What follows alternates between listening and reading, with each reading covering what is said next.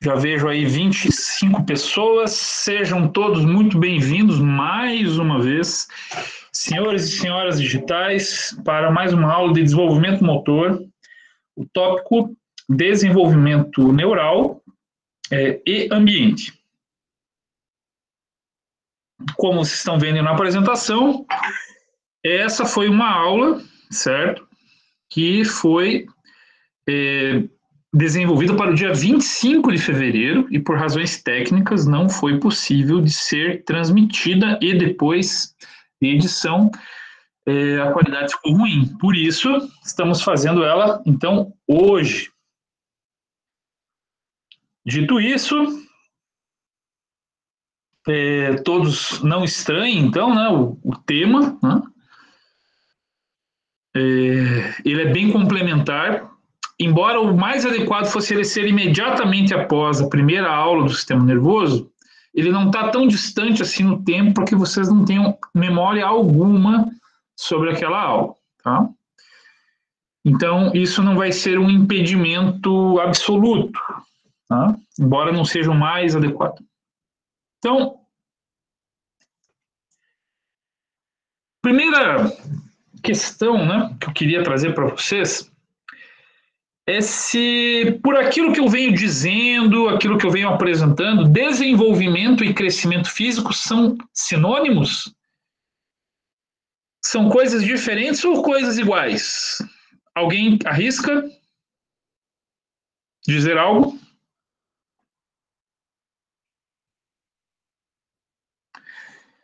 Será que sempre que há.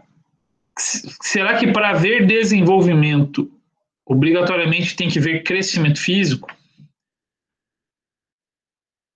Não, eu Ou acho que são diferentes, professor. são coisas diferentes, né? Muito bem. Quem foi aí que se manifestou, que eu não pude ver? Gabriel. Gabriel.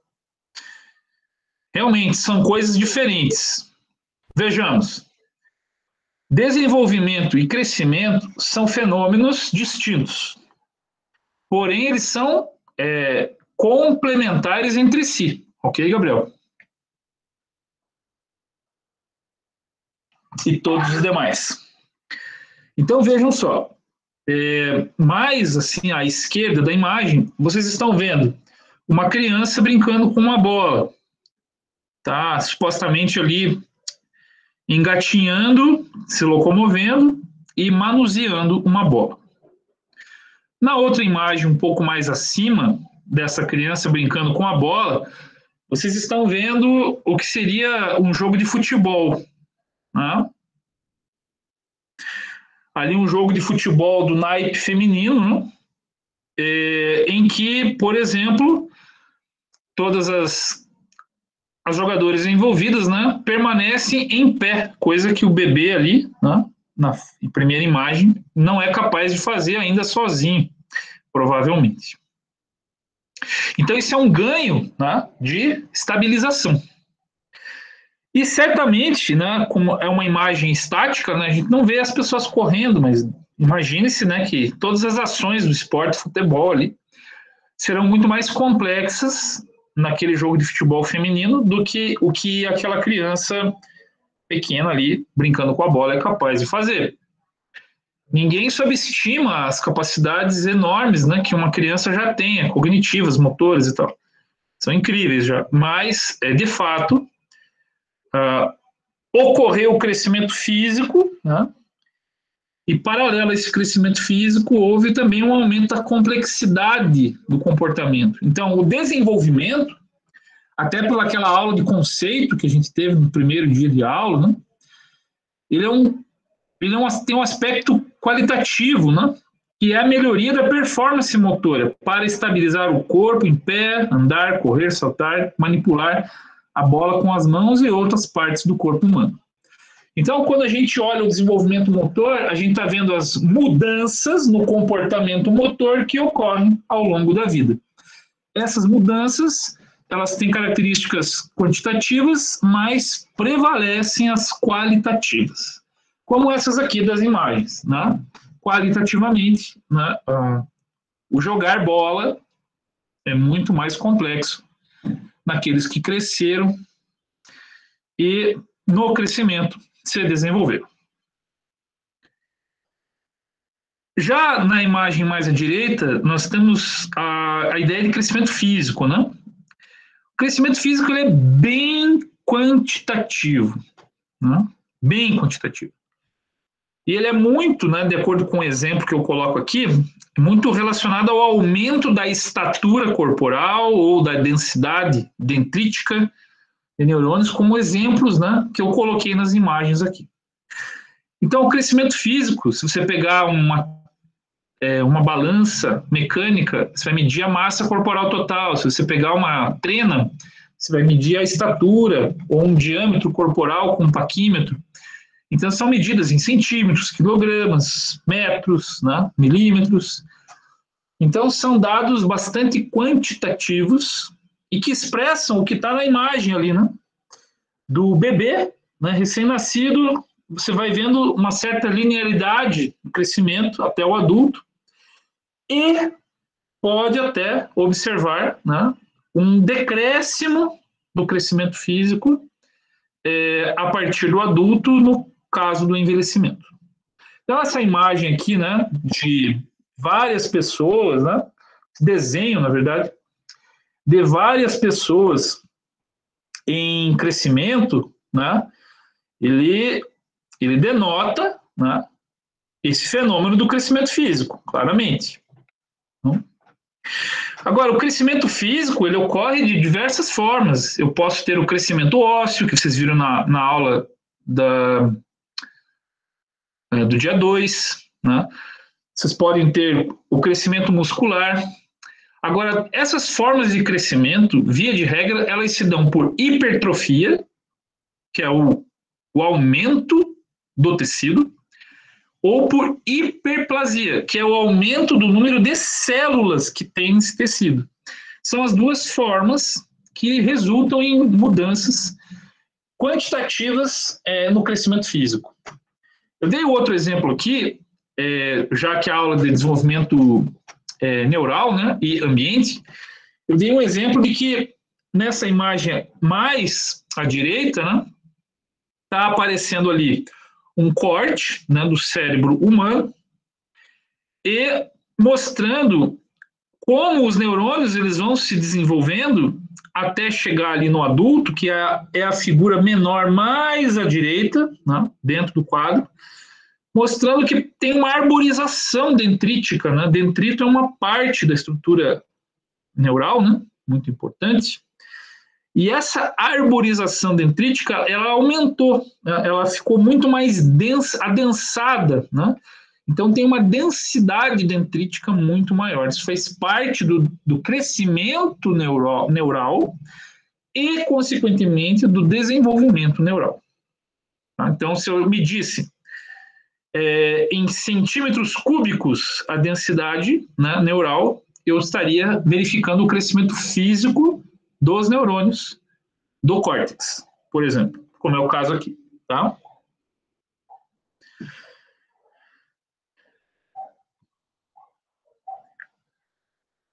Dito essas coisas, eu me volto novamente para a questão reflexiva, né?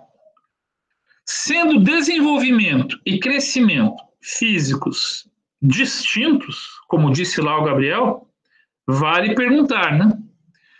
Perguntar, é o desenvolvimento que promove o crescimento? De outro modo, pode haver crescimento, haver desenvolvimento? Alguém tem alguma ideia? Porque pelo exemplo que eu dei, parece que tem que ter uma coisa para outra acontecer. Mas será que é sempre assim? Pode haver crescimento sem haver desenvolvimento? Crescimento que você fala, o crescimento do corpo, tipo muscular? Isso, crescimento físico. Eu acho que sim, mas não com qualidade, não como se deveria, sabe? Pode pouco, mas não como se você tivesse se desenvolvido para chegar a um pico maior. Acho que poderia sim, mas pouco. Eu acho que é mais fácil haver desenvolvimento sem haver crescimento. Tipo assim, você já cresceu fisicamente, tem um certo ponto que, por exemplo, entre aspas, estancou, assim, está crescendo numa velocidade mais lenta, mas o desenvolvimento continua, entendeu? Então, Eu acho que, professor, pode falar. só falar um comentário breve. Eu acho que pode acontecer esse desenvolvimento, até porque você pode melhorar a eficiência do seu corpo com o que ele já tem, sem necessariamente gerar um crescimento, entendeu? Assim, só aproveitar mais o que tem. É isso. Então, é bem interessante essa pergunta, e as respostas de vocês, idem, né, foram muito interessantes, instigantes, mas o fato aqui da reflexão é sempre pensar a palavra depende. Tá? Sempre, e inclusive pela própria fala de vocês, já apareceu essa expressão. Né? Depende da situação. Mas via de regra, crescendo ou decrescendo o corpo, né, pode haver sim desenvolvimento.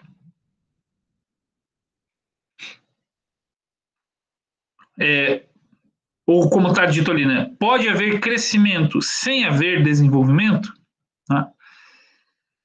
Pode acontecer, mas é uma situação muito específica. Vamos supor, uma pessoa que nasce, como no caso de institutos que abrigam crianças que nascem com paralisia cerebral muito severa, né?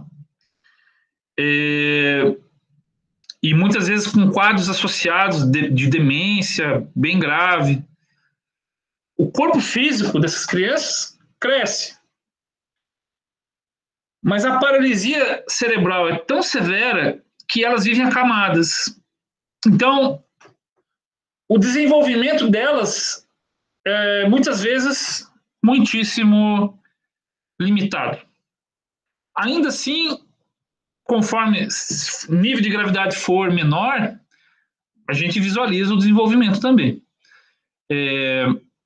Mas quando uma situação é muito, muito severa, quase nada se expressa daquele organismo. Eu já conheci, já tive diante de crianças assim, né, que vivem acamadas a vida toda e quase sem nenhum tipo de interação com o mundo, né, em termos de aprendizado, etc. Tal é o grau de comprometimento cerebral que elas têm. Ainda assim, a gente tem que, a questão do depende, né, tem que relativizar desenvolvimento do quê? Né?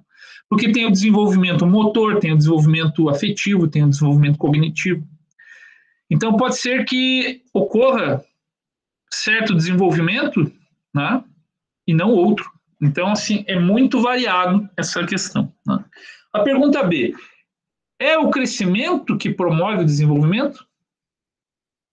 A gente viu que, pelas respostas que já foram dadas anteriores, né, são interdependentes, né? São fenômenos diferentes, mas que se complementam. Agora, vejam aquela imagem que eu mostrei. Eu vou retomar aqui essa imagem aqui, ó, onde aparece do bebê, né, até o adulto, e do adulto. Então, aqui você vê que tem até um decréscimo.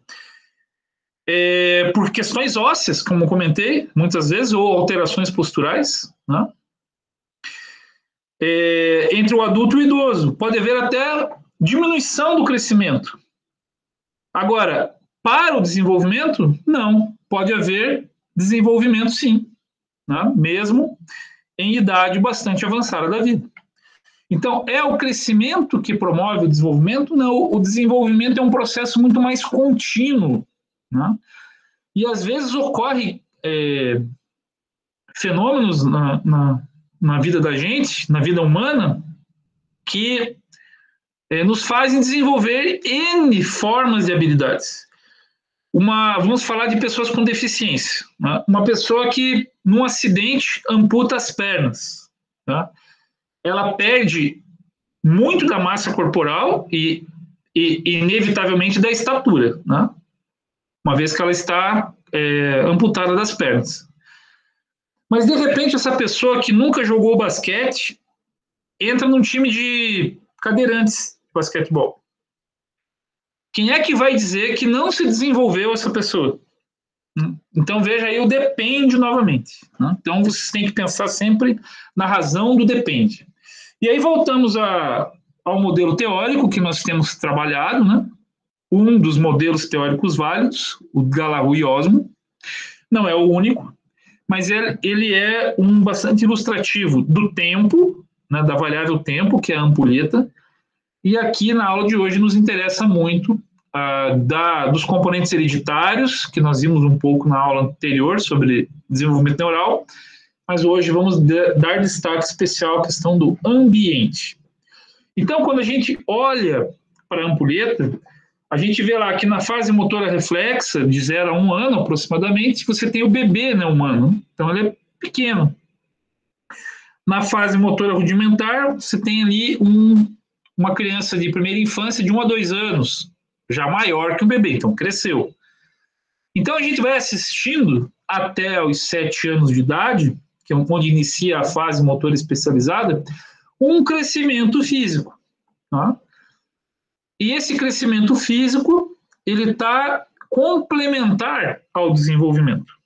Então, é muito interessante pensar isso em termos de modelo teórico, para a gente seguir avançando nos nossos estudos e compreensões sobre o processo.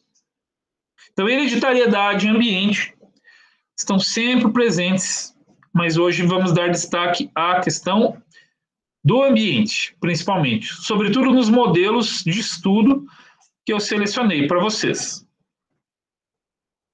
Mas ainda há espaço para outras questões. Por exemplo, questão C. Pode existir algo no corpo humano que se desenvolve qualitativamente com decréscimo do tamanho corporal? É o famoso depende, né?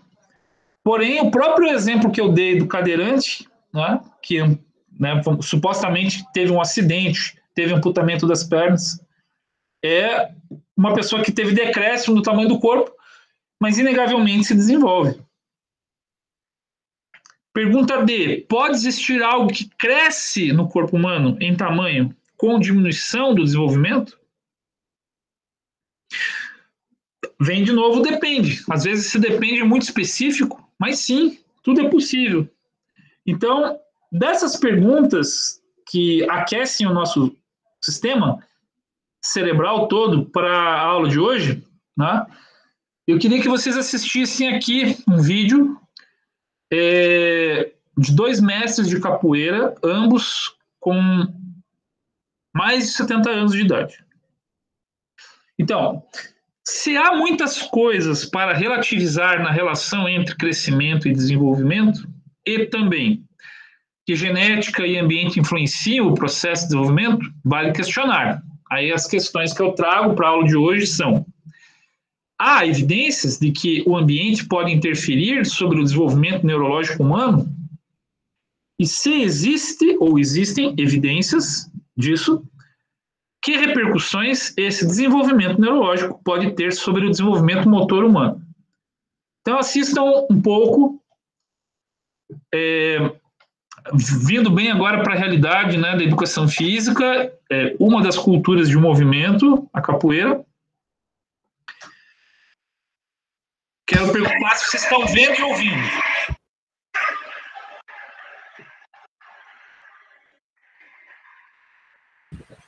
Tá só passando, acho que não tá com som não. Vocês estão vendo e ouvindo, por gentileza? Eu tô só Só vendo, vendo, não tô ouvindo nada não. Ok, então, pelo menos vendo já é válido.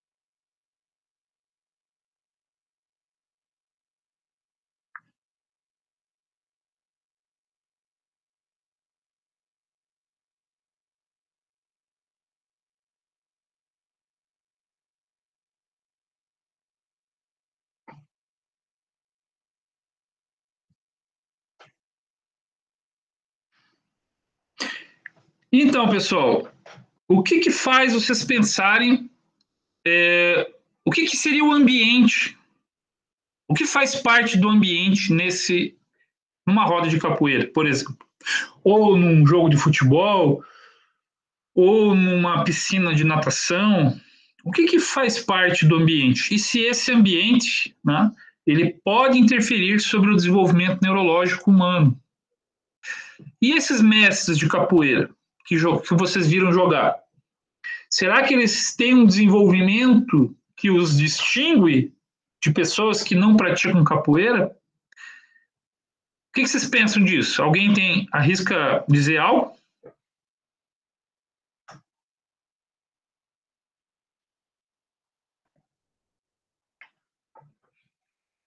Eu acho que sim, professor.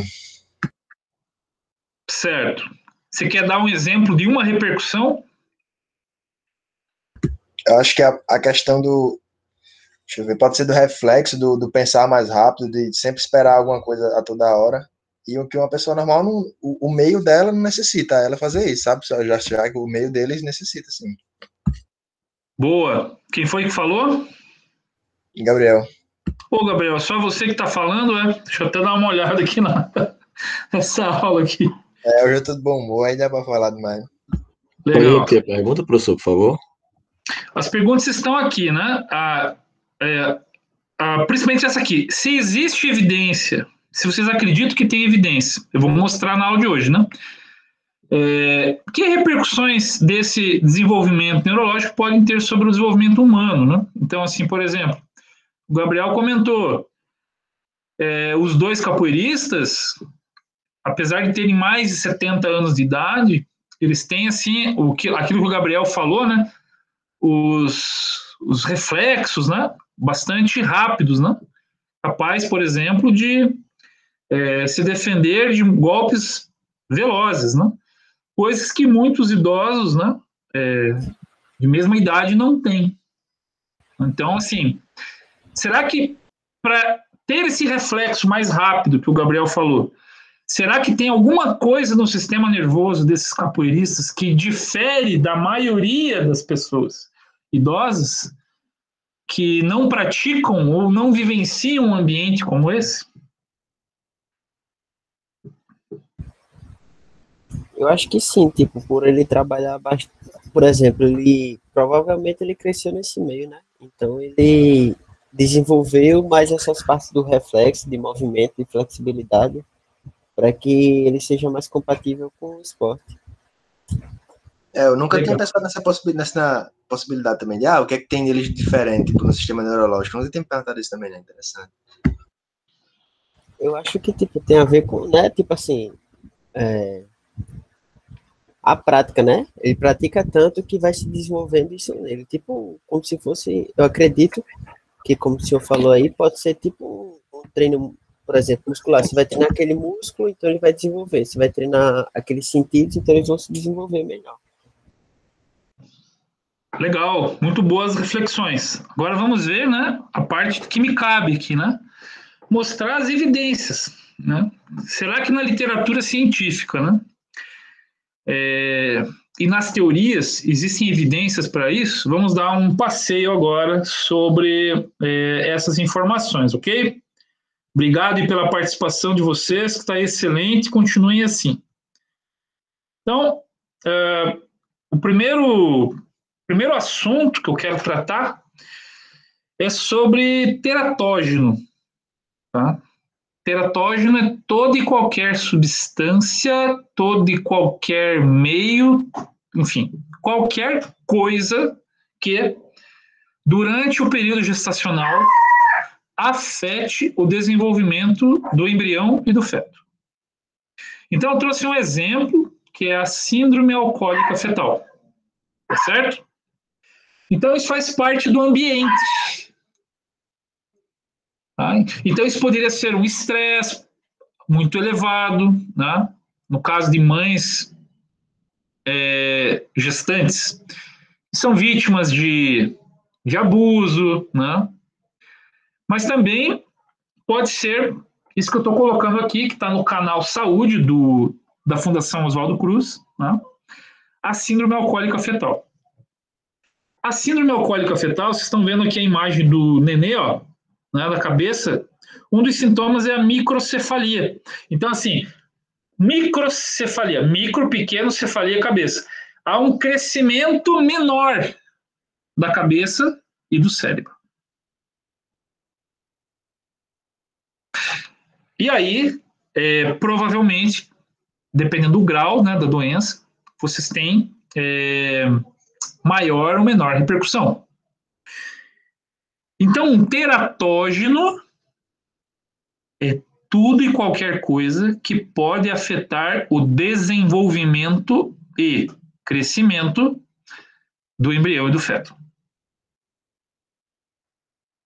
Então, essa palavra teratógeno é um exemplo de que o ambiente, né, influencia demasiadamente o desenvolvimento. Aqui está o desenvolvimento e o crescimento. Tá? Na síndrome alcoólica fetal, independente do nível ser leve ou grave, né, são 3 níveis, leve, moderado e grave, há sempre acompanhado dificuldade de aprendizagem escolar ou deficiência de aprendizagem. Ou seja, aquilo que aconteceu lá no ventre materno repercute por toda a vida. Alguém já tinha ouvido falar na palavra teratógeno? Alguém já tinha ouvido falar da síndrome alcoólica fetal, também conhecida pela sigla SAF? Alguém já tinha ouvido falar disso? Eu não, pessoal. Na aula passada, eu comentei, né? Sobre isso. Eu tinha falado já, acho que não foi nem a aula passada também, tem sido antes já, mas só pelo senhor mesmo. Antes não tinha ouvido mais nada, não. Ah, sim, isso aí é relacionado àquela outra aula, então já citei, sim. Isso. A qual foi... Eu falei sobre o crescimento ósseo, né? Dizendo que... Tá aí, ó, o exemplo, né? É claro que os ossos do crânio, né? Estão nitidamente aí menos crescidos, né? Os ossos planos que formam o crânio cresceram menos, causando aí, a partir da imagem que se vê da microcefalia, né? Por exemplo. Tá? Então, teratógeno é um exemplo do ambiente. Então, se não houvesse o álcool, né, ingerido pela gestante, não haveria síndrome alcoólica fetal. Veja-se, então, que uma substância química, né, exógena, introduzida para dentro do corpo da mulher, chega ao feto ou embrião e causa problemas do crescimento e do desenvolvimento. E outro termo muito caro, que vocês vão ler nos livros, texto de desenvolvimento motor, é affordance. Então, affordance é um termo muito importante, tem muito a ver com a ideia do ambiente. Então, aqui uma indicação de um texto, de um artigo, né, da revista Ciências e Cognição, de 2006, de professores lá da Unesp de Bauru, né, interior de São Paulo. Eles falam da affordance, a relação entre agente e ambiente. Então, assim, quando você pensa affordance, o exemplo clássico que se dá é uma ideia, por exemplo, de uma xícara, né, como eu estou aqui. Então, quando uma pessoa que nunca viu uma xícara vê uma xícara, né, ela rapidamente, o agente, que no caso é o ser humano, né, e o ambiente no qual a xícara faz parte, um affordance é o quê? Né? É a relação entre ser e objeto, né? A relação entre agente e ambiente. A gente, assim, ser que age, né? Então, quando eu vejo a xícara, a tendência é eu ter uma percepção muito rápida do que para que isso deve servir. Então, e aonde eu devo segurar o pegado. Então, eu já tenho um pegador e eu vejo que tem um espaço. Então isso aqui deve ser para eu tomar café ou água. Então, a affordance não tem nenhuma palavra em português para ela, tá? Mas ela significa isso. Então, o que é importante para nós sobre a affordance? Gente, uma bola... Primeira questão do affordance, que ela vem daquela teoria lá sobre... que a gente falou, né, nas teorias do desenvolvimento motor. Esse conceito de affordance vem lá do Gibson, né? Que vai falar sobre sobre a teoria ecológica, né? Do desenvolvimento motor. Que a gente viu lá nas primeiras aulas, né? Na segunda aula. E dessa fala, o que um espaço como um gramado, colegas, amigos e uma bola pode proporcionar? Né? O que acontece com a gente quando vemos uma bola, né, e um espaço amplo, né, como um gramado, por exemplo? Né? Nós, seres humanos, agentes, entramos em relação com esse ambiente que tem gramado, bola e amigos, outras pessoas que passam ali a fazer parte do ambiente, né? E nós interagimos com isso de uma forma assim incrível. Mesmo quando somos crianças bem pequenas, ao ver uma bola, parece que a gente sabe para que ela serve. É uma percepção muito intuitiva do que é a bola, né? E o que a gente normalmente vê crianças fazerem quando vem uma bola? Hein?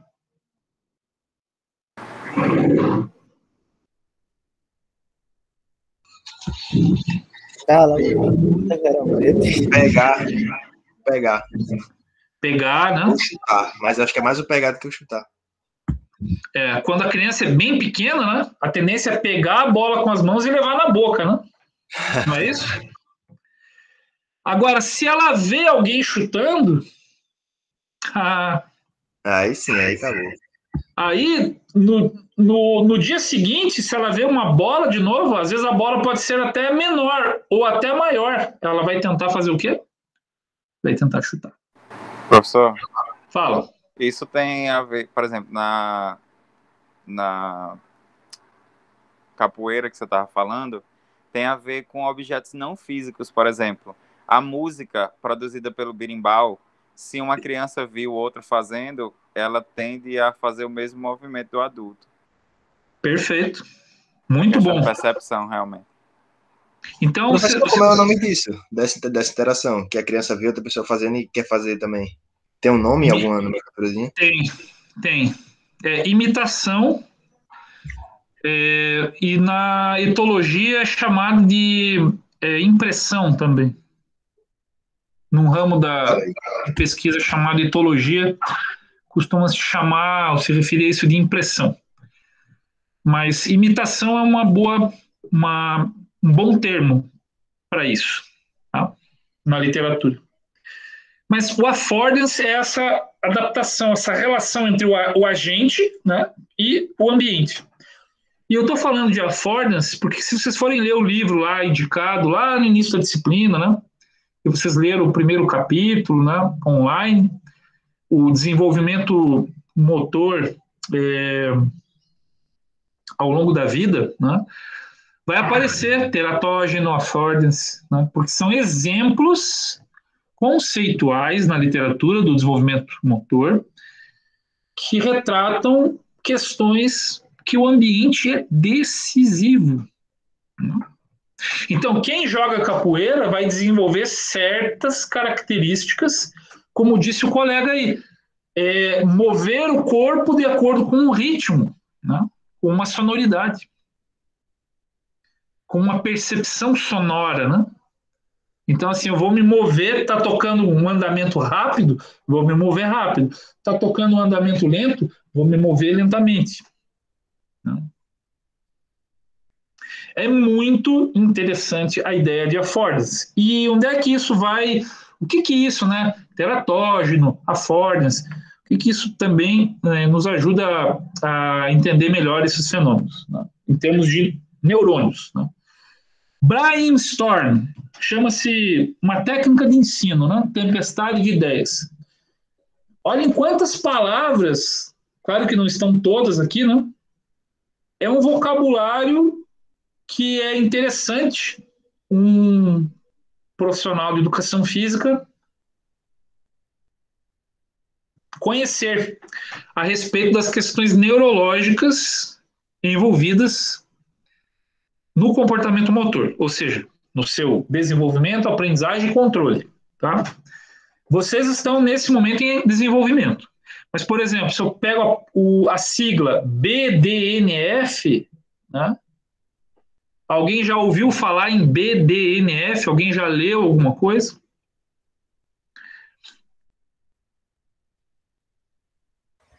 Que eu lembro. Ok, então aqui é uma sigla que vem do inglês, né? Que é um fator de crescimento neurotrófico do cérebro, tá? Então existem esses fatores de crescimento que ajudam, por exemplo, o sistema nervoso a crescer e, consequentemente, a se desenvolver, tá? Então, assim, vocês vão ter acesso a esse vocabulário, né, em várias disciplinas ao longo do curso. Então, não tem como eu, em uma aula só, tratar de todos eles, embora muitas palavras que estão aqui eu já tenha dito em aulas anteriores, a aula de hoje, e vocês tenham já visto algo no ensino médio, ou mesmo nos últimos anos do ensino fundamental. Por exemplo, genética, né? Genética é um termo que vocês viram inevitavelmente no ensino médio, né? Desenvolvimento é uma palavra que vocês já viram nessa mesma disciplina, né? Agora, olha a affordance aqui, ó, tá aqui, ó, né? Olha só o teratógeno, tá aqui. Então, a gente vai ver coisas desse tipo, neurogênese. Então, são muitas palavras que vão adentrar o vocabulário de vocês, né? E que a gente vai desenvolver, não só nessa disciplina, mas em outras que vocês forem realizar ao longo do curso. Mas, de fato, se tem palavras aqui que vocês estão vendo e que vocês não conhecem, né, ao longo da formação de vocês em educação física, quanto mais vocês incorporarem esse vocabulário e o que eles significam, tá, melhor vai ser para a formação de vocês. Mais qualificados profissionalmente, cientificamente, culturalmente vocês serão. E esse é um dos objetivos do curso que vocês fazem. Então, uma das palavras-chave que estavam ali é a especialização neural, tá? E isso faz parte da aula de hoje, desenvolvimento neural, tá? Desenvolvimento do sistema nervoso, ambiente. Então, a especialização neural em relação ao ambiente, tá, é algo fundamental. Então, você tem lá a célula tronco, né, embrionária, que vai formar um neuroblasto, que é uma célula precursora de um neurônio ou de uma célula glial, né? E daqui você vai ver que vai ter uma diferenciação. Então, algumas vão se especializar e vão se transformar num oligodendrócito, tá? Que é um tipo de célula glial. Outras vão se especializar e vão se transformar num astrócito, que é um tipo de célula glial do sistema nervoso que protege o sistema nervoso, atua no sistema imune do sistema nervoso. Agora, dependendo a condição ambiental, pode essa mesma célula se transformar em um neurônio. Agora, vamos conversar aqui.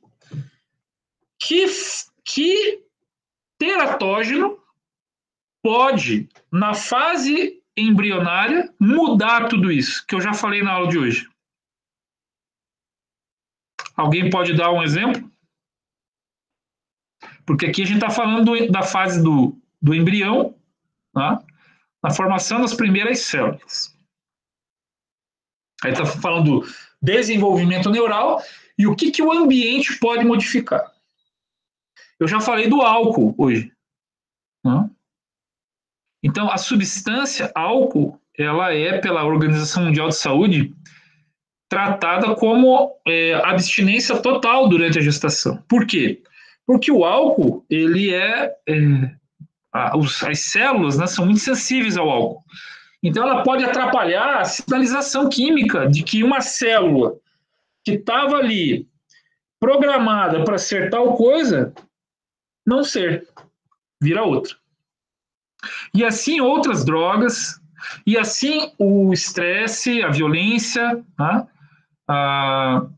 Muitas são situações, inclusive a subnutrição ou a hipernutrição, né?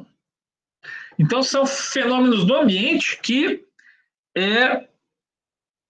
podem ser dificultadores dessa formação, da especialização de cada célula. Né? E a atividade física também. Então, uma gestante 100% sedentária, vamos imaginar se uma pessoa gestante que passa o tempo todo deitado, né? Haverá ou não repercussões por ela estar num ambiente que ela sempre está numa mesma posição e sem se movimentar, né? Esse comportamento sedentário leva a várias repercussões orgânicas, né, e psicológicas e afetam o ambiente de desenvolvimento das células lá do bebê, né, do embrião e depois do feto. Né?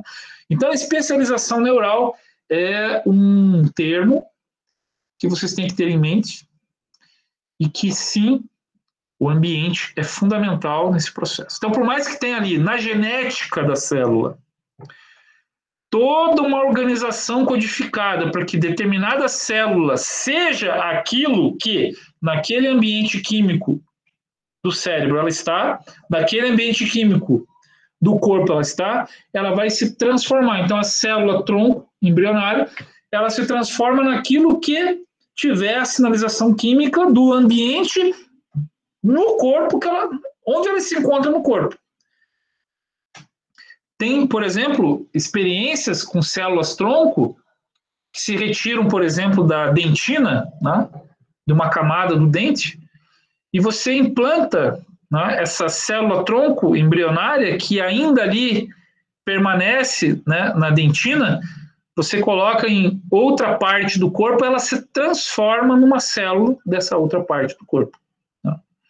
Então, essa condição do ambiente, né? Existe um ambiente interno no corpo humano, que as células são extremamente sensíveis, visto todas essas experiências com células-tronco, né, embrionárias. O Brasil, só aí nas últimas, não chega nem a dar 2 décadas, né, começou a fazer experiências com células-tronco embrionárias. Né? Por exemplo, tem experimento com célula-tronco embrionária humana, de você retirar a célula-tronco do embrião, colocar no coração de um adulto, e essa célula-tronco, que poderia ser qualquer célula do corpo humano, se transforma numa célula cardíaca. Né? Por quê? Porque ela foi colocada naquele ambiente corporal e sim, assim se desenvolveu pela sinalização química que tem naquele ambiente. Alguma dúvida em relação a isso?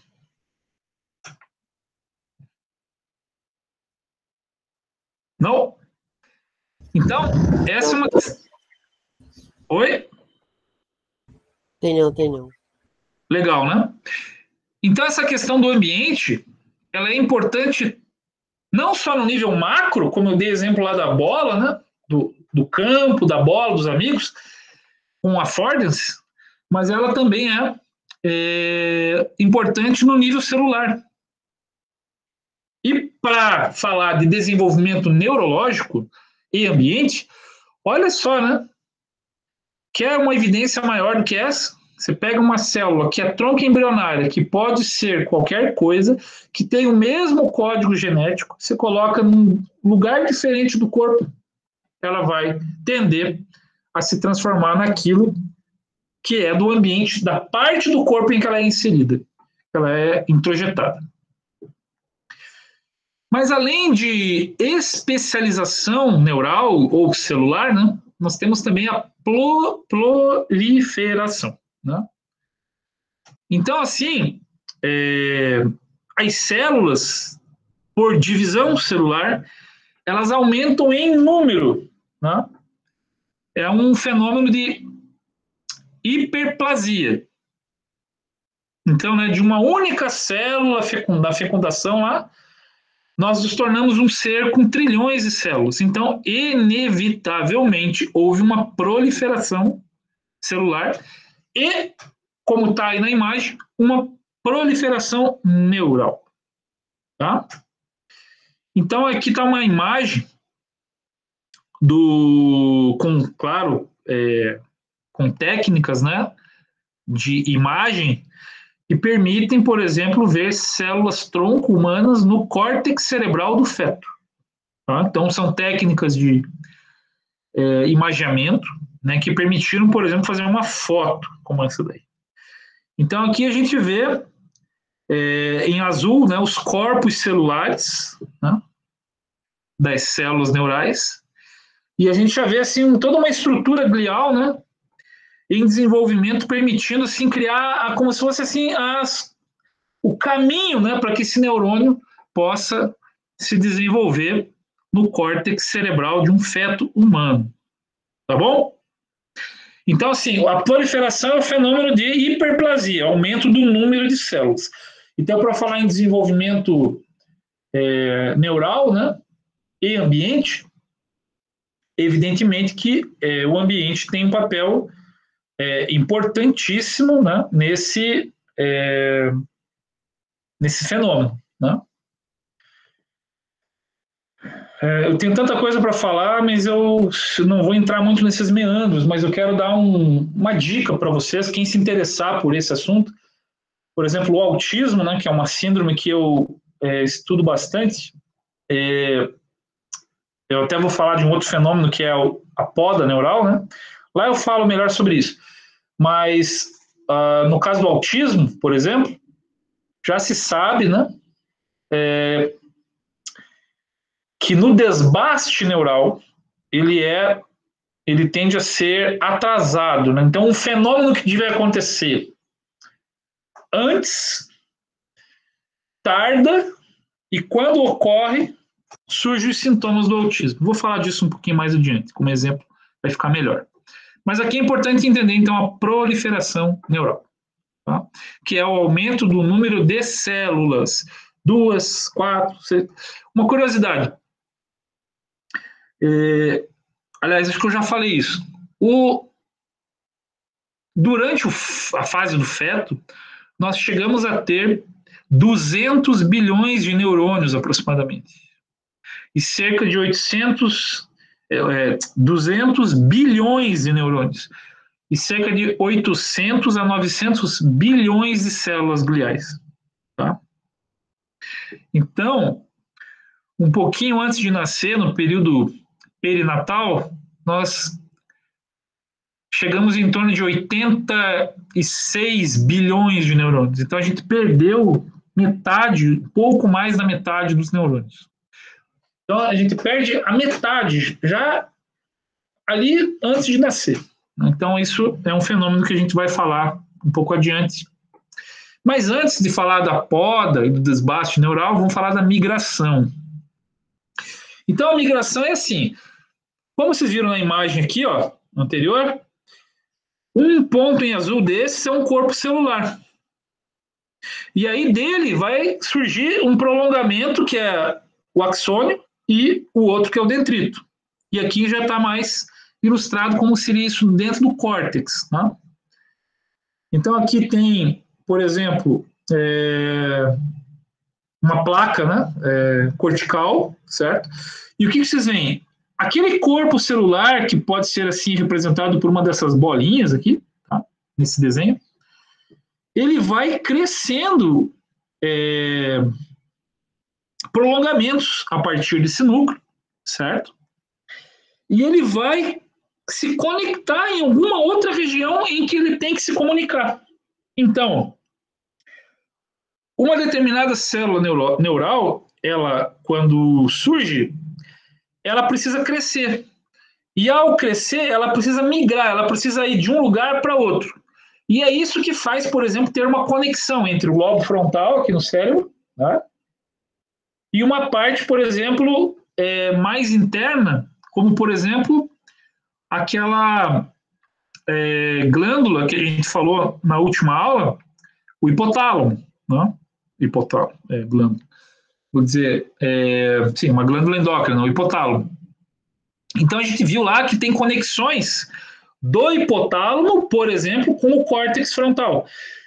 Mas então, é que tem lá um neurônio no córtex frontal que nasceu lá, mas ele precisou criar um prolongamento, né, até o hipotálamo. Então, ele migrou de um lugar para outro.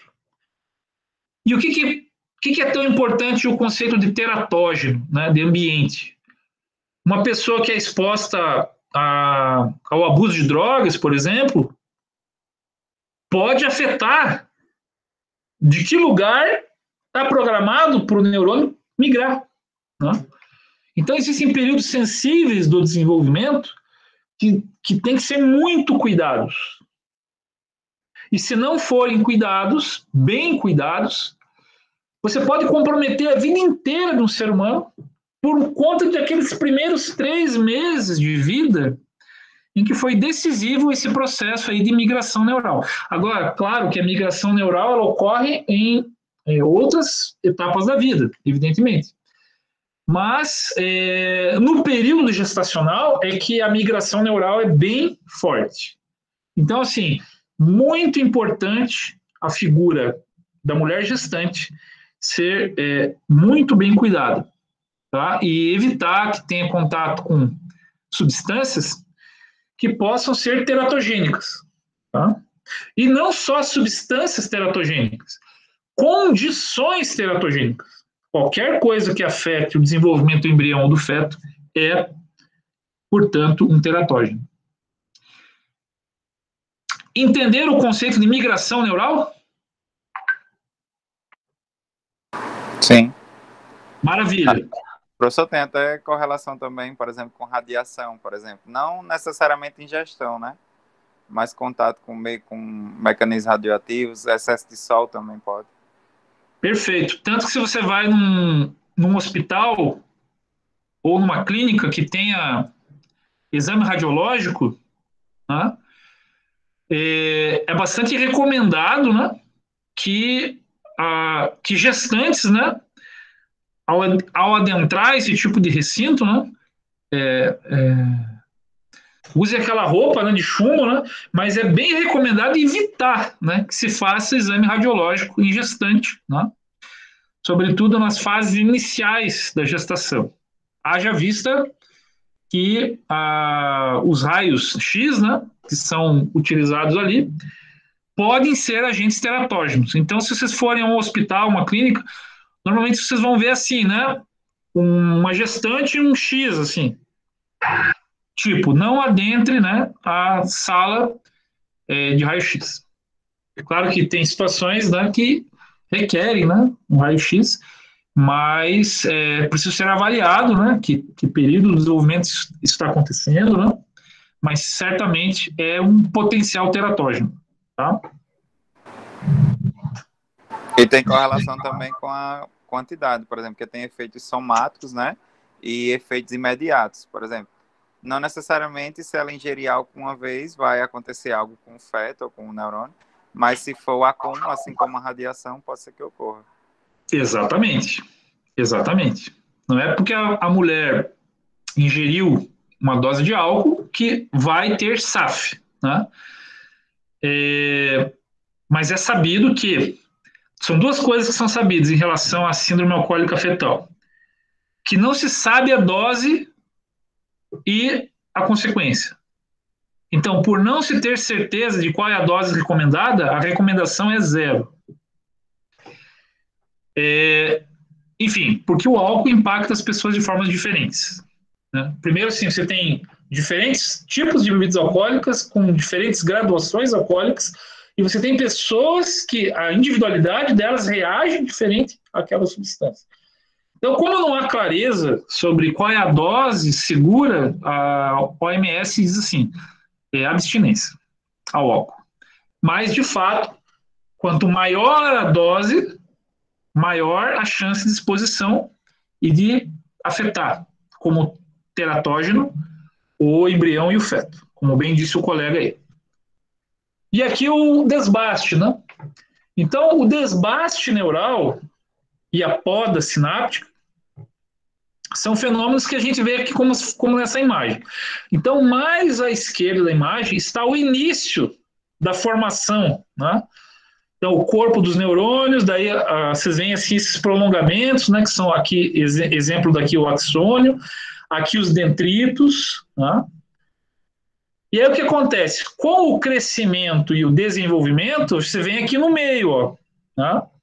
Começa a haver uma maior arborização dendrítica, um maior prolongamento axônico, resultados daquele crescimento, migração, especialização, migração neural.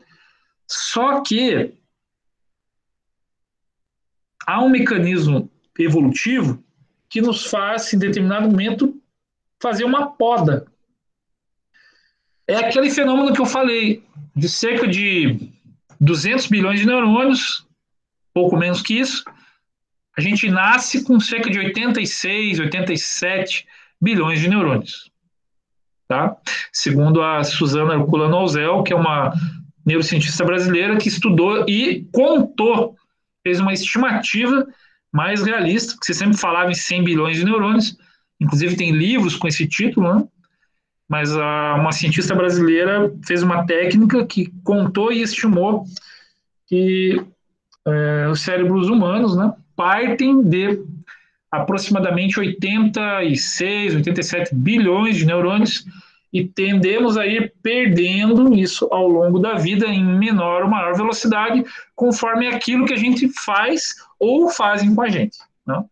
Mas, de fato, o fenômeno aqui, desbaste neural, é que onde tinha 2 neurônios, eles competem entre si. O mais, aí vem a seleção natural, o mais apto, o mais resistente, sobrevive, e aquele menos apto, menos resistente, não sobrevive. Ficando aquele, então, mais forte. Então, a competição lá que existia lá entre os espermatozoides para chegar ao óvulo, né, não para. No cérebro humano, em desenvolvimento e crescimento, nós temos uma proliferação enorme de neurônios, chegando ali a um número absurdo, né, de 200 bilhões de neurônios. Isso dá uma taxa média, né, de aproximadamente 500 mil neurônios por minuto proliferando durante a gestação, para atingir algo perto de 200 bilhões de neurônios. Só que aí, num espaço ainda muito mais curto de tempo, cerca de 1 mês aproximadamente, nós perdemos quase a metade disso, pertinho de nascer. Do final do 7º mês para o 9º mês de gestação, a gente perde metade. Né? E esse processo é o desbaste. E além do desbaste de neurônios, ou seja, tinha 2 neurônios, ficou 1. Esse é um desbaste. Tem uma poda sináptica, ou seja, estava havendo ali comunicação, né, áreas de contato entre esses neurônios e células gliais, e elas estavam fazendo conexões elétricas ou químicas. E aí uma poda sináptica. Essa poda sináptica está sendo vista aqui nessa imagem ao lado, né? Então aqui mostra, por exemplo, a atividade elétrica, né, entre neurônios, certo?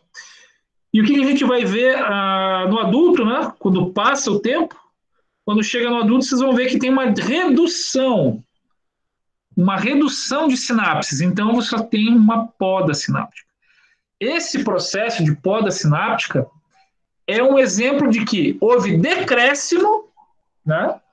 Então diminuiu o número de sinapses, porém melhora o desenvolvimento, melhora a qualidade. Ou seja, para melhorar a qualidade do movimento, do pensamento, etc., é preciso ter uma redução no número de sinapses.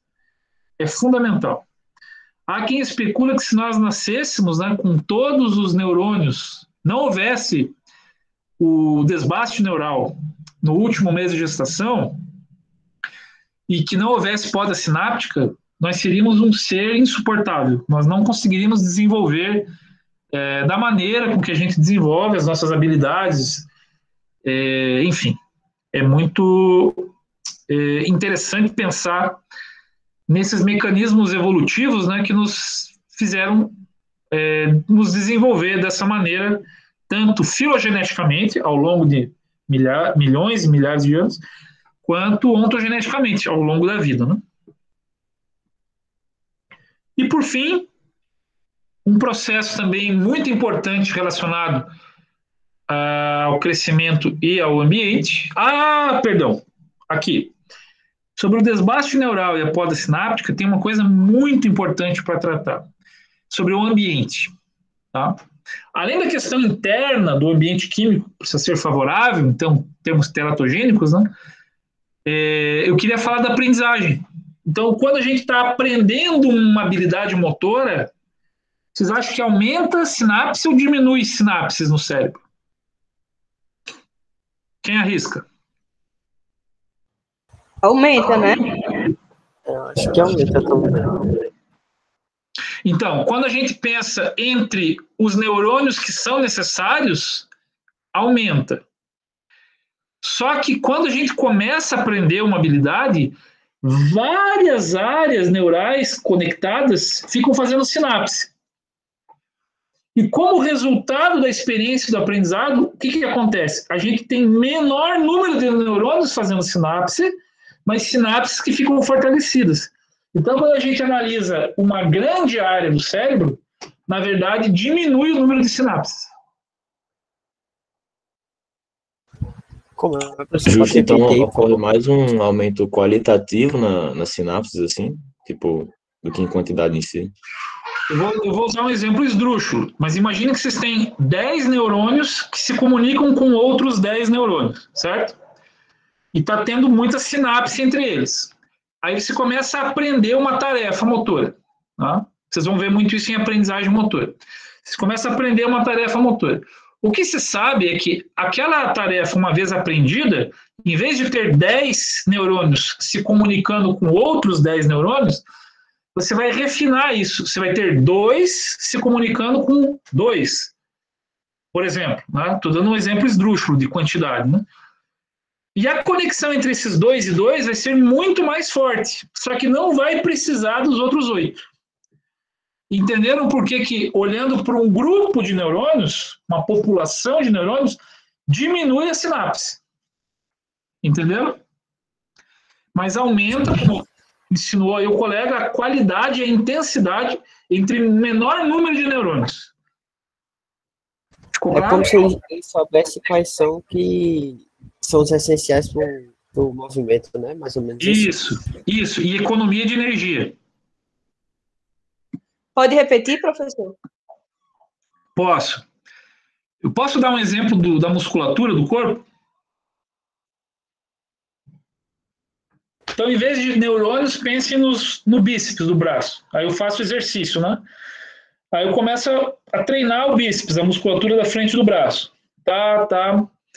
E vou aumentando, por exemplo, a demanda, né? Começo a trabalhar com pesos, né? Aumentando a sobrecarga do peso. Aí o que a gente vai vendo? No início, né? Quem nunca treinou, por exemplo, começa a treinar, vai haver um grande recrutamento de várias fibras. Mas o que vai acontecer se eu continuar repetindo? Eu vou aperfeiçoar minha execução do gesto, não é isso? Aí a pergunta é, eu vou continuar, depois de 2, 3 semanas de treino, continuando usando todas as fibras musculares? Se eu estou com o mesmo peso, não, né? Eu só vou usar um número menor de fibras para dar conta de levantar aquele peso. Então, o que eu tenho que fazer? Eu tenho que aumentar o peso, ou mudar a posição do movimento. Eu tenho que fazer alguma mudança para que mais fibras musculares sejam recrutadas. Isso eu faço em treinamento muscular, certo? O cérebro é parecido.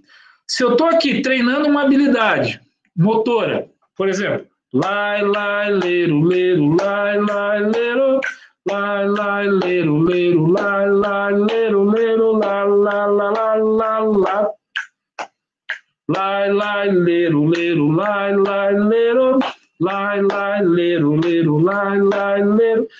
Queria que vocês fizessem isso. A hora que vocês cruzam aqui, é um movimento novo, né, para vocês. Vocês não vão conseguir fazer. E o que acontece? Muita sinapse na novidade. Né? Mas com o passar do tempo, e você fazendo muitas vezes, eu não vou precisar de tanta sinapse para fazer esse gesto. Então, é como se fosse assim, no início do aprendizado de um novo movimento, o meu sistema nervoso parece uma tempestade. Muita sinapse. E com o passar do tempo e o treinamento e a experiência, eu vou aperfeiçoar. Vai ficar fácil fazer essa brincadeira que eu estou fazendo com vocês. Para mim já está fácil. Claro, também eu sou Triple X e tal, você já sabe. Então vamos lá. Com o passar do tempo e a experiência adquirida, não vai precisar essa tempestade. Tá? Vai precisar bem menos sinapses para realizar o movimento. Então, esse é um exemplo de que poda sináptica é importante para melhorar a qualidade do aprendido. Agora, entre aqueles neurônios que ficaram encarregados de, supostamente, controlar esse movimento, esses neurônios vão ter, digamos assim, a trilha sináptica bem fortalecida, mas eles são em menor número, diminui o número de neurônios envolvidos e é preciso pouca ativação deles para que esse gesto já aconteça. Então, a melhoria qualitativa, né, de um gesto do corpo está relacionada, por exemplo, à diminuição do volume de neurônios envolvidos, do número total de sinapses numa população de neurônios, mas de uma especialização ali, apenas um pequeno grupo de neurônios o que vai fazer aquela tarefa, só que muito forte daí a conexão entre eles. Então a tempestade no início vira um lugar assim, só precisa, não é uma chuva caindo em todos os lugares. Agora é só um chuveiro ligado ali, mas aquele chuveiro é importante para qualificar o movimento. Ficou claro o que eu falei ou ficou muito confuso?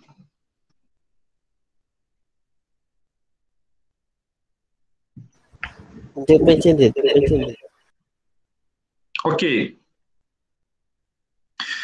Então, não dá para aprofundar toda essa fala em termos moleculares, né, porque seria um aprofundamento que nem cabe ao componente curricular desenvolvimento motor. Mas vocês precisam saber que as células neurais se especializam ou em gliais ou em neurônios, que elas proliferam, chegam a números enormes, a quase 500 mil neurônios por minuto durante a gestação. Por isso, não dá para descuidar durante a gestação. Elas migram, né? Uma célula que nasce em determinado lugar migra para outro, né? O axônio, né, vai longe.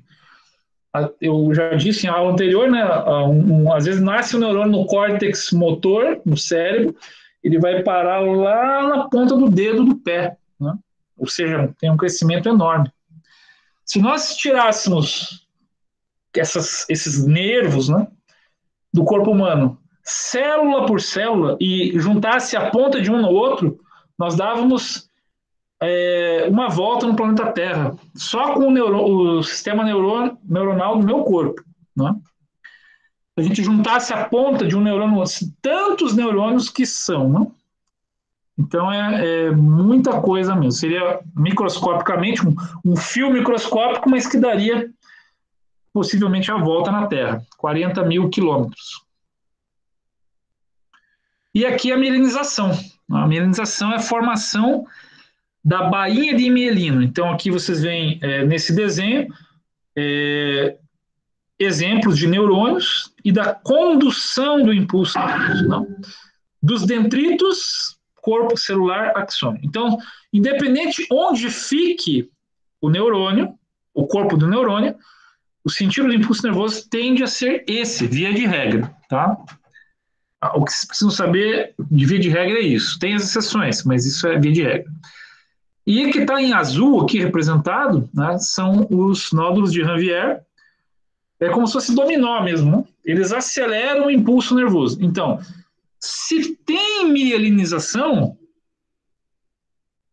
acelera o impulso nervoso. Se não tem mielinização, a velocidade do movimento, a velocidade da comunicação dentro de um neurônio diminui. E, consequentemente, de um neurônio para outro, diminui também. Então, é como se você tivesse sérios problemas. Por exemplo, na esclerose múltipla, é uma condição patológica, o que está em azul aqui, e que recobre, né, o axônio, ele é deteriorado. Como consequência, a pessoa tem dificuldades incríveis de se movimentar, dificuldades incríveis de sensibilidade corporal, porque a mielinização é um fator extremamente importante. E o que o ambiente tem a ver com isso? Né? Muitas coisas. Por exemplo, uma má nutrição, uma desnutrição crônica, por exemplo, crianças de 0 a 6 anos que têm uma dieta pobre em nutrientes, tá? Elas não formam bem essa bainha de mielina, que é basicamente gordura e um pouquinho de proteína, tá? Mas muita gordura. Ah, professor, então tem que tacar gordura. Não, não é isso que eu estou falando, tá? Mas tem que ter na dieta de um ser humano uma certa quantidade de nutrientes que é gordura, tá? Não pode ser mais, não pode ser menos. Agora, se for menos, vai comprometer a formação da bainha de mielina. E aí vai haver redução do impulso nervoso, da velocidade do impulso nervoso. Ficou claro como que o ambiente aí é um exemplo que pode afetar a mielinização e que se você não mieliniza, porque tem neurônios que são mielinizados, como, por exemplo, muitos neurônios que saem do córtex motor e vão para a periferia do corpo para controlar movimento, são mielinizados a partir do momento que saem do córtex, tá? Então, os nervos, por exemplo, são mielinizados. Mas tem neurônios dentro do córtex que não são mielinizados, não tem essa bainha de mielina. Tá? Mas ele é muito importante para permitir um impulso rápido. Ficou claro isso? E que o ambiente, nesse caso aí, um exemplo, a nutrição é decisiva. Todo mundo entendeu? Sim, professor. Maravilha. E aí eu quero falar de direções do crescimento e do desenvolvimento neural. Então, quando a gente pensa no crescimento físico do sistema nervoso inicial, ele é céfalo-caudal, ou seja, a cabeça, né, é muito crescida, grande, e a cauda, tudo que vem, né, para os membros, é menor. Então, o crescimento físico inicial, ele se dá da cabeça para a periferia. Por isso, céfalo-caudal. Agora, a maturação, ela ocorre ao contrário. Ela é caudocefálica. Então, assim, aqui vocês veem a imagem do cérebro, que evidentemente, né, no embrião, ele acelera esse crescimento, o cérebro cresce rápido, então o crescimento é céfalo-cauda. Ele acelera no início assim. Agora, a maturação ao contrário. Então, aqui, quando você vê a imagem mais à direita, Você vê o que está em azul é o que vai amadurecer mais devagar. Ele cresceu mais rápido, mas vai amadurecer mais devagar. Já aquilo que cresceu menos já vai nascer mais maduro.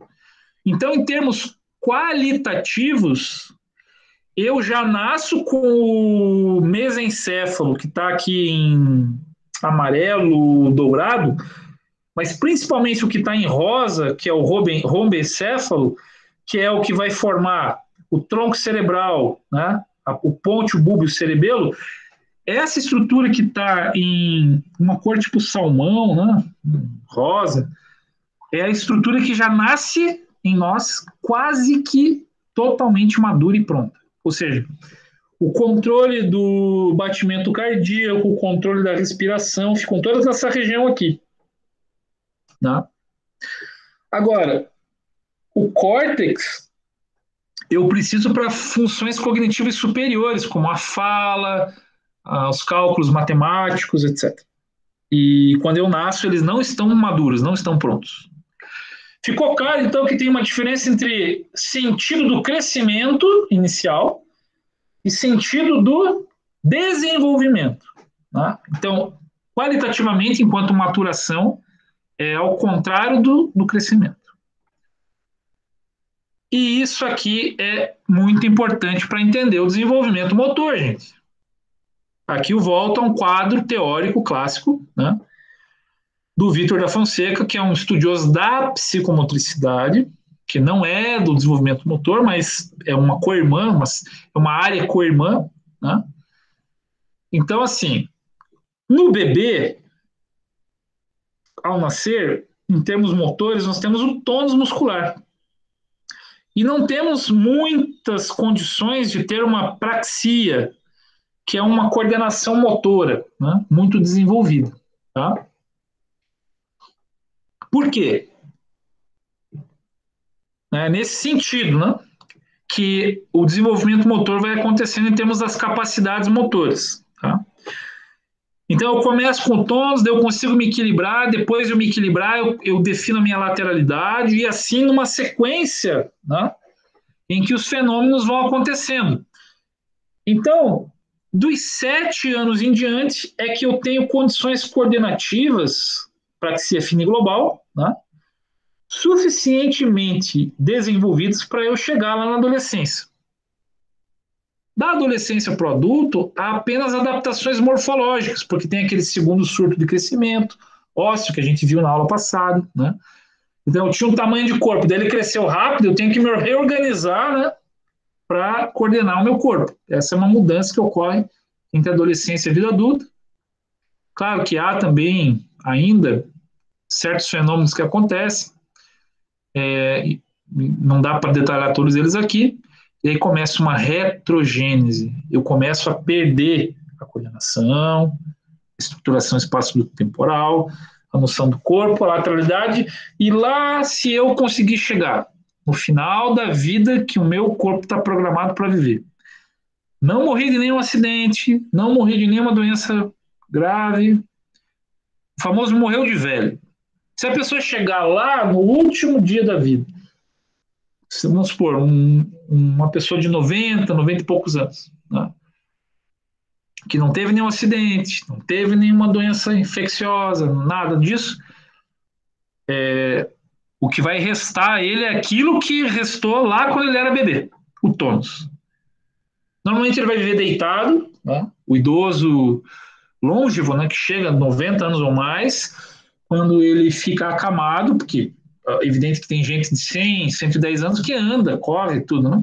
Mas pensando assim, né, uma pessoa longeva e que agora só está acamada, é porque ela nem equilíbrio mais tem.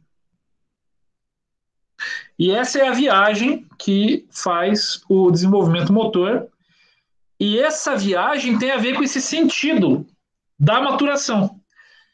Então, o cerebelo é uma área que amadurece cedo ou amadurece tardiamente? Pelo que eu falei no slide anterior. Ele faz parte de romboencéfalo. Pode repetir, professor, por favor? Qual parte, professor?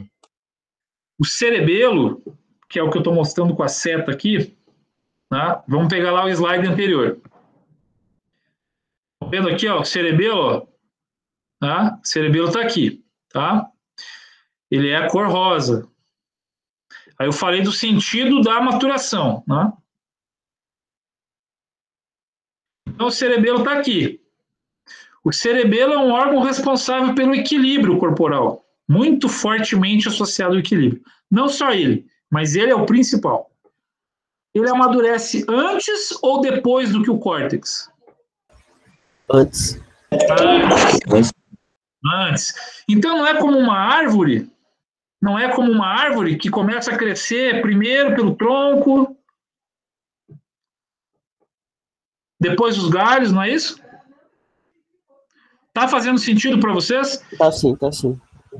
Porque como aqui o tronco e o cerebelo e o bulbo são as primeiras partes a ficar maduras, é como se fosse na árvore o tronco. Tá? As raízes e o tronco. E é por essa região aqui ser responsável pelo tônus e pelo equilíbrio, tá, do corpo, é que primeiro essas capacidades físicas aparecem. Agora, as coordenações fina e global, que são praxias fina e global, dependem do córtex. E aí os galhos da árvore têm que crescer e eles demoram a crescer. Então, vocês entenderam o sentido? Ele é caudocefálico, a maturação. E essa maturação caudocefálica faz com que o tônus seja a capacidade motora de base. Depois vem o equilíbrio, e essas duas dão condições para que as outras capacidades motoras se desenvolvam.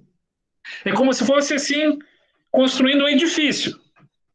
Só que pensem em uma árvore. Tá claro para todos aí a explicação? Tá sim, professor.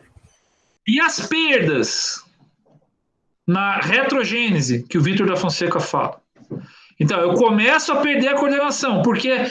Porque começa a perder os pequenos galhos e folhas de onde? Do córtex frontal aqui. Aí eu começo a diminuir a minha capacidade coordenativa. Ah, professor, mas eu já li que o cerebelo é bem envolvido na coordenação. Verdade. É também o principal sistema de coordenação. Só que sem o córtex maduro, as relações com o meio são dificultadas.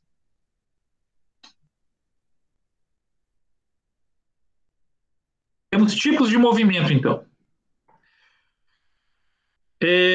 Imagine que esse sistema nervoso aqui, ó, da imagem que eu disse que cresce do tronco para os galhos, né? Ou seja, do tronco cerebral para o córtex. Imagine que em vez de ser isso, seja uma casa. Então tem o porão, lá tem o tronco cerebral, medula, né? O andar térreo, os gânglios basais de cerebelo, bem aqui no centro do cérebro. Aí o primeiro andar é o córtex motor, mais ou menos aqui, assim, no meio do córtex. Tá? Estão vendo a seta? E aí nós temos o córtex frontal, que é aqui na frente. É o chamado sótão. Então, se em vez de uma árvore, a gente coloca uma casa, tá? Em vez de uma árvore, a gente pensa numa casa, tem diferentes partes do sistema nervoso central, e é dessas partes que surgem os diferentes tipos de movimento. Qual é a primeira fase do modelo da ampulheta do Galahu? Reflexivo. Qual é o primeiro tipo de movimento que o corpo humano pode fazer? Reflexo primitivo. Reflexo primitivo. Por quê? Porque o tronco cerebral e a medula espinhal, que equivale ao porão, são os que estão maduros. Então, para chegar ao movimento práxico, eu preciso construir o sótão e ele ficar maduro lá no sistema nervoso central, lá no córtex frontal. O que é o movimento práxico? Então, aqui está o reflexo, como, por exemplo, os reflexos primitivos do bebê. Os automáticos, como, por exemplo, andar, né? Correr. Claro, andar e correr quando você está aprendendo não é automático, é prático. Mas como você tem uma rede de modo padrão ali para andar, para correr, que é filogenética, depois que você aprende, fica automático. Ou seja, eu não preciso pensar o tempo todo em controlar o meu andar. Ele já está automático. O condicionado é assim, como dirigir, né? Eu posso ter já automatizados gestos de virar o volante, trocar a marcha, etc. Mas eu tenho que sempre estar atento, porque se eu ficar desatento, pode dar coisa errada. Posso, por exemplo, bater o carro, sair da estrada. Então, assim, o movimento de tipo condicionado, ele exige um grau de atenção, portanto, exige muito do córtex. Agora, o práxico é isso, né? Vamos supor que aqui tínhamos um pianista, aí ele sofreu um acidente e ficou amputado. A praxia seria aprender a tocar o piano com os pés, ou seja, aprender uma coisa nova. Então, toda vez que se faz uma coisa nova, se faz uma coisa práxica. Praxia, nova coordenação. E nesse modelo também extraído do Vítor da Fonseca, é que a gente chega à ideia do meio, interações dinâmicas com o meio. As capacidades motoras e interações dinâmicas com o meio, que nos ajudam a organizar o nosso eu, o nosso ego, tem tudo a ver com as coordenações fina e global, portanto, com as praxias, portanto, com o córtex frontal. E com o cerebelo, claro, mas na interação entre córtex e cerebelo. Uma parte madura no início da vida, com uma parte que mais demora a amadurecer. Esses assuntos, já terminando a aula, né,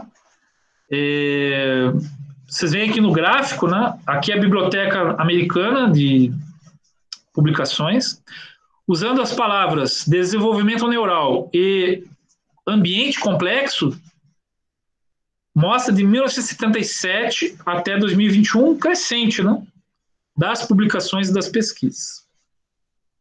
Aqui uma pesquisa que fala sobre a deprivação e a ameaça, né? Então, deprivação seria assim, aquela criança que é negligenciada, abandonada, etc. E o treat, que seria o abuso, né, que seria a ameaça. Tá?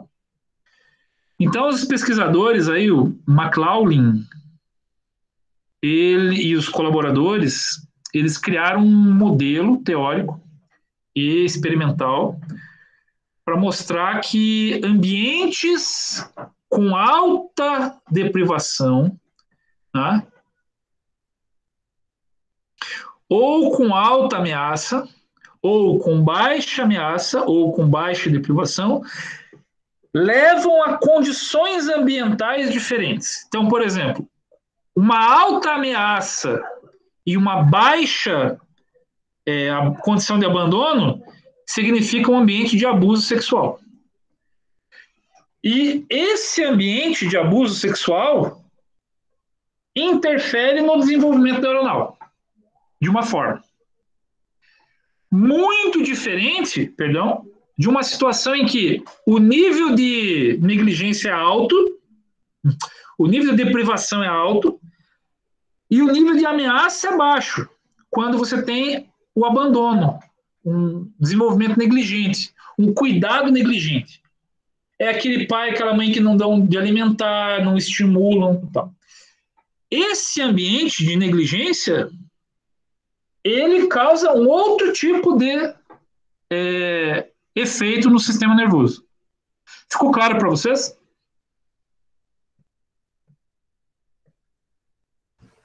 Ficou sim, ficou sim.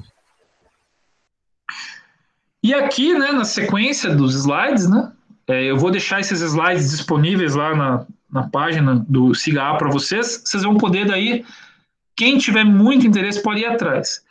Aqui vai dizer, né? Ah, professor, mas está em inglês. Sejam bem-vindos ao curso de Educação Física da UFRN, o mais bem avaliado no ENAD do Brasil.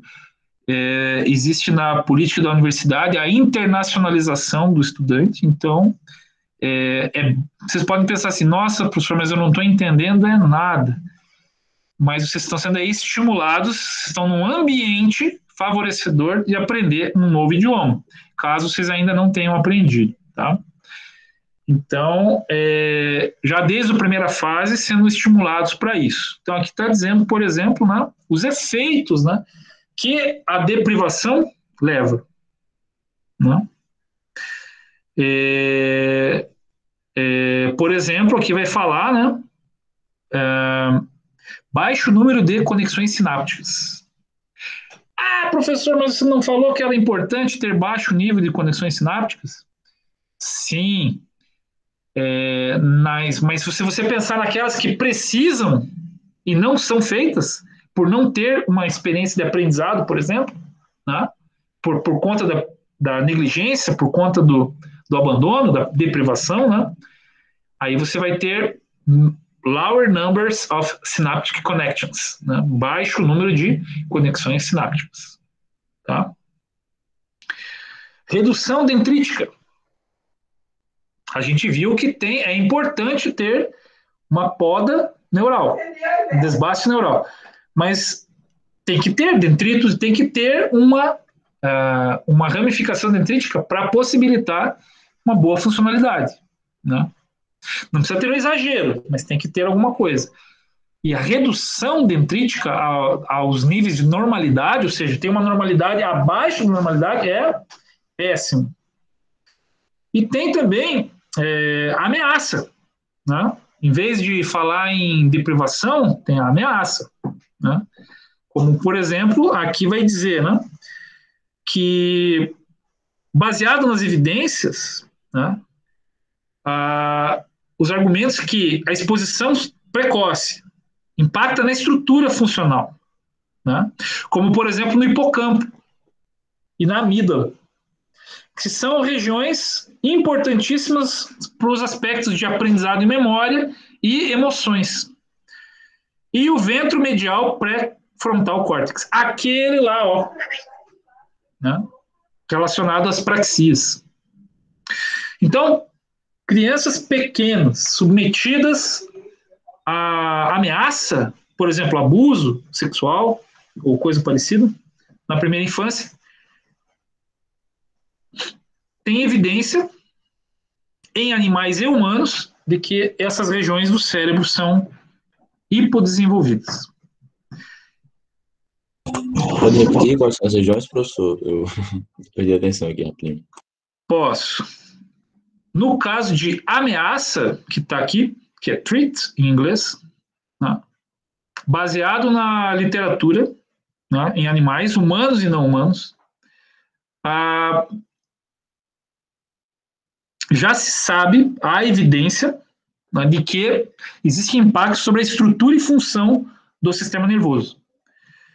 Sobretudo no hipocampo, uma região muito relacionada ao aprendizado e memória, a amígdala, muito relacionada às emoções, e inclusive uma parte ali do córtex pré-frontal. Esse que eu estava falando antes, que é aqui na frente, que é um dos últimos a amadurecer e é um dos mais importantes na relação com o ambiente, para as atividades coordenativas. Então, é sabido, já há uma evidência de que criança lá na primeira infância, né, 1, 2 anos de idade, que sofre ameaça, né, na forma de abuso, na forma de violência, ela tende a ter um baixo desenvolvimento dessas áreas. Né? Então, ela vai ter dificuldade de lidar com as emoções, dificuldade de lidar com aprendizados de coisas novas, vai ter dificuldade também de aprender e memorizar. E aqui, os 1000 dias. Esse é um brasileiro, médico, epidemiologista, César Victor, a Universidade Federal de Pelotas. Ele estudou durante muitos anos de sua vida e ele é mundialmente conhecido pelo estudo dos 1000 dias. Recomendo muito que vocês leiam. Ele argumenta que ele faz estudos longitudinais, que são os estudos de desenvolvimento verdadeiros. E aqui ele diz assim, né?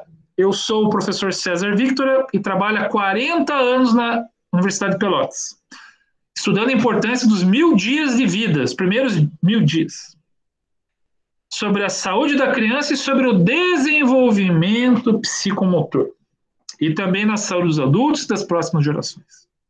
Então, gente, os 1000 dias são os mais importantes de toda a nossa vida. Tudo que se desenvolver bem nesses 1000 dias, que são cerca de 270 dias de gestação, em média, e os outros dias para completar os 1000 dos primeiros 2 anos de vida, são decisivos para a nossa vida toda, em termos de saúde e desenvolvimento psicomotor. E aí há outros, né, exemplos de que o ambiente faz diferença.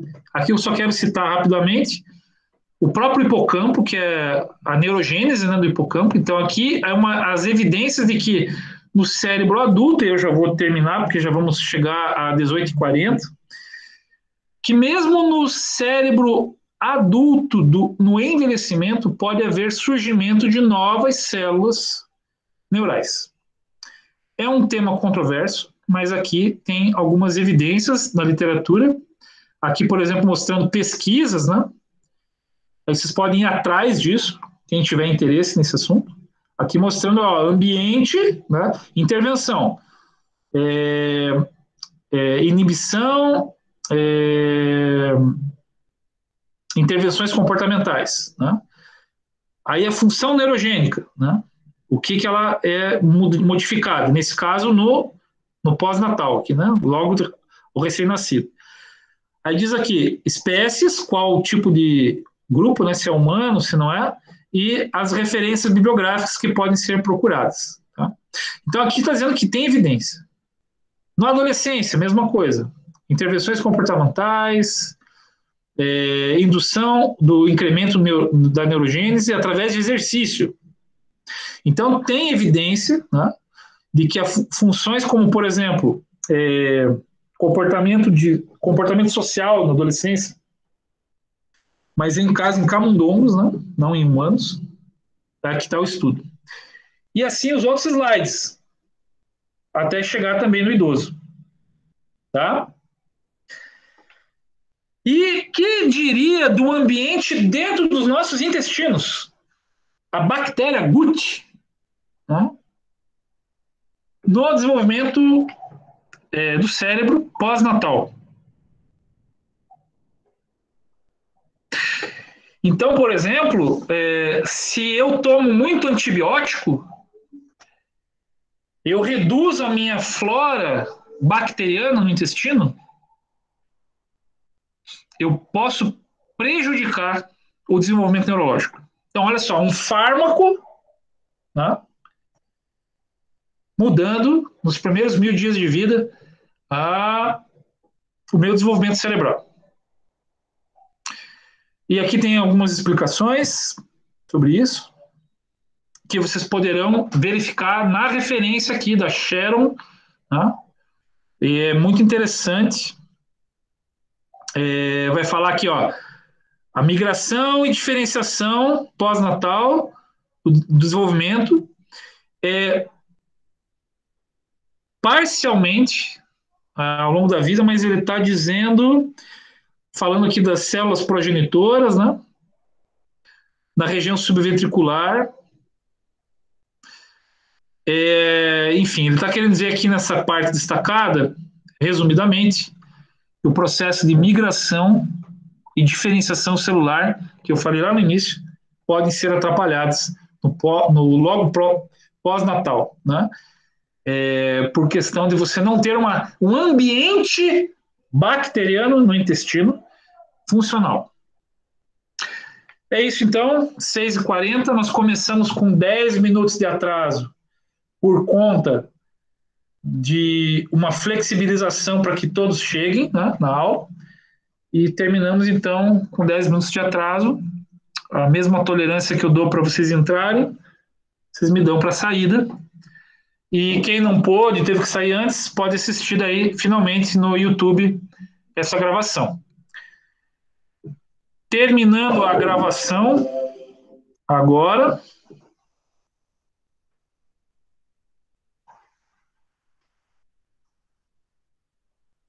Perguntas?